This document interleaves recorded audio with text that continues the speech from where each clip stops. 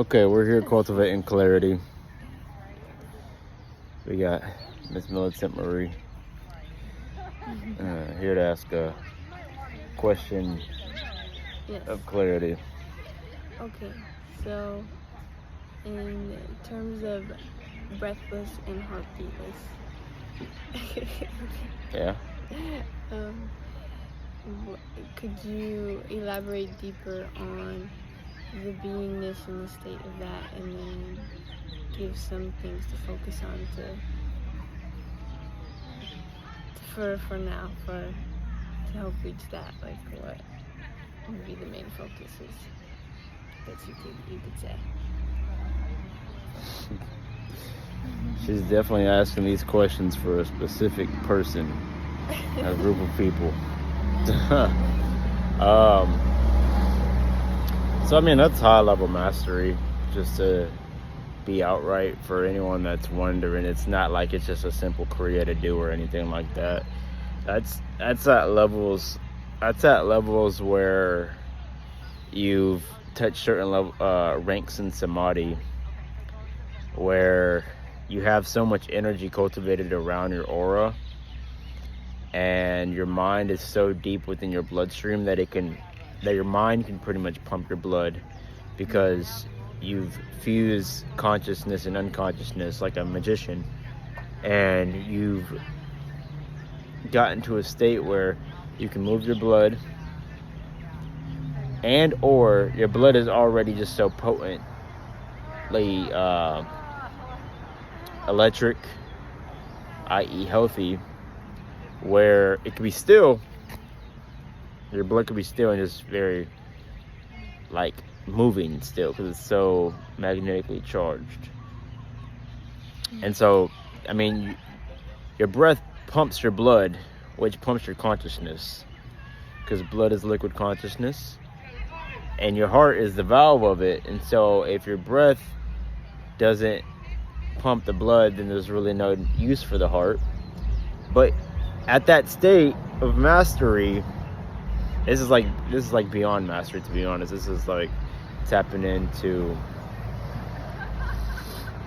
a form of, extraterrestrial mastery,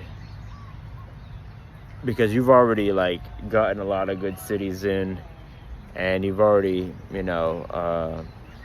gotten levels of samadhi, and you're pretty much a death master. Because if you weren't already a death master, you would have a hard time even fathoming this in general.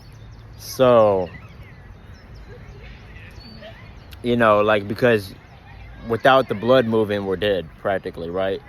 Blood moving, the brain doesn't work, the nervous system doesn't work, there's no reality to have. And so for you to have reality without breath needed and without a valve needed to hydrate through structuring the blood, which is what the heart does. It pretty much makes your blood into a certain structure that electrifies, magnifies your blood, so that you have a current running around your body in your blood system, 80,000 miles a day. That gives you an aura field, a residual current that has energy, giving you an aura field, and that aura field gives you the mind and such. So you wouldn't have any, you'd be dead if you didn't have a certain amount of electrical charge, already fueling your body, that you didn't need that fuel. So pretty much your breath and your heart is a form of fuel for consciousness in general, and for reality in general. Without that, you're dead practically, right? Or you're not in this body. Your consciousness would go to a different body, because your consciousness, your soul, etc., would look for a living body to turn that breath of life on, that pump of life on. But if you can get to that level in this mind mastery, where you can cultivate so much energy, etheric energy, that you can be in stillness but still be cultivating so much. Like stillness as in like you don't even need to breathe or pump or have pulse. And that's a certain walking state of samadhi, one of the higher levels of samadhi that you have to go through many lower levels of samadhi to even fathom in general. And how to get to that point, I mean, most people don't want to get to that point because it's very abstract. It's like, you got to get to the basic levels of samadhi first. But to get to that point, you would need to, do the basics to get to the first levels of samadhi, and which is, really work through the jhanas to the point where you're getting certain minor city powers, and you're practicing arhat yoga, and you're putting yourself in a position to have enough energy to meditate, because meditation does take energy to meditate. And so when you have a 200-300% dantian, that's one way that you would be able to sit there and meditate for a long period of time, have a lot of energy, and then through that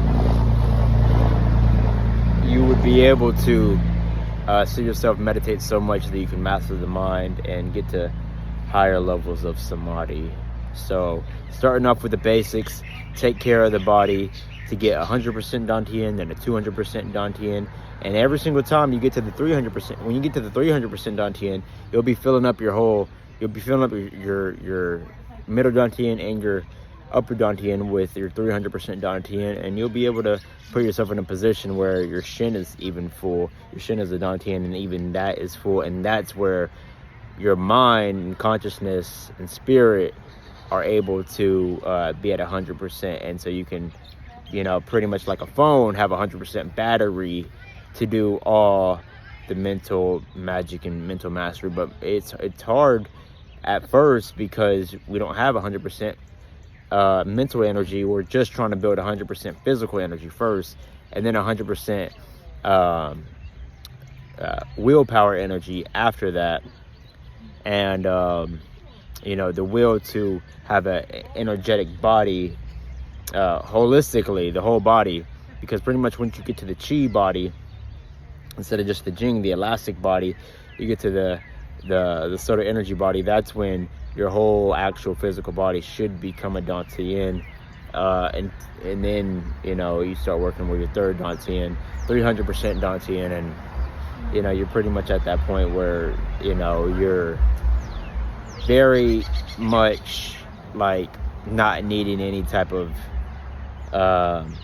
duality energy, because even to fill up your lower dantian to 100%, you're pretty much already in a grand unified state, to be honest. And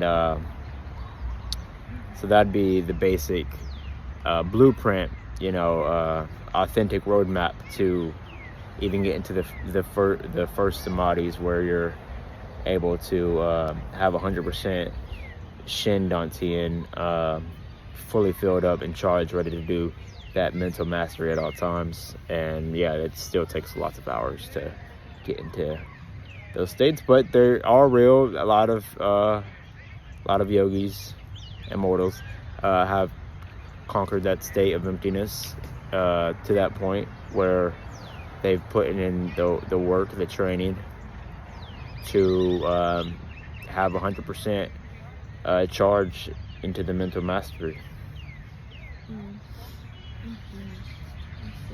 Residual currents. Yeah, you have to have, I mean, you already have residual currents of energy that is creating your aura field right now, but you got to be a bigger aura. You got to be more residual currents flowing through, not only just from your physical breath and blood, heart pump, but now you got to get it from the chi of the of reality. You got to use all the chi of all the reality, and then you can use the chi of consciousness itself after that. All that goes into creating that much currents residually.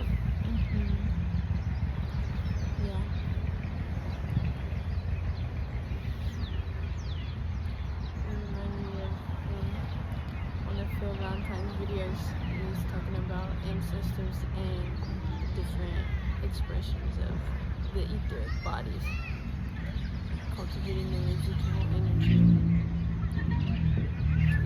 Have a substantial, sustainable. Yep. Your ancestors kind of got you in the position that you're in right now, whether you name it good or bad or neither.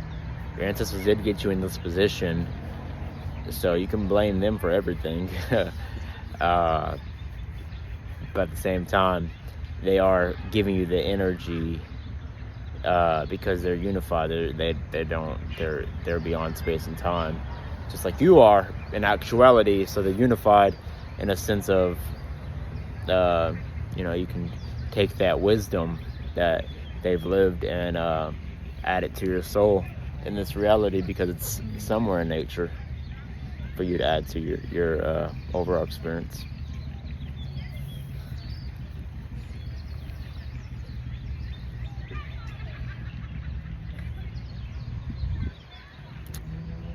You satisfied with that answer? Yes. All right, then. That'll be it for this one. Over and out. Praises and cheers. Honest tribe.